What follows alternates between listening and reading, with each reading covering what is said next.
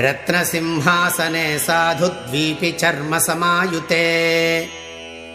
तत्राष्टदलपद्मस्य कर्णिकायां सुशोभने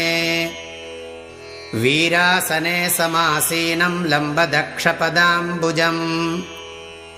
ज्ञानमुद्रां पुस्तकं च वराभीतिधरं हरम् पादमूलसमाक्रान्तमहापस्मारवैभवम् रुद्राक्षमालाभरणभूषितं भूतिभासुरम्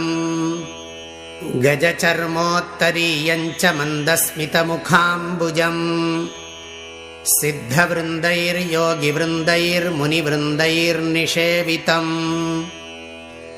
आराध्यमानवृषभमग्नीन्दुरविलोचनम्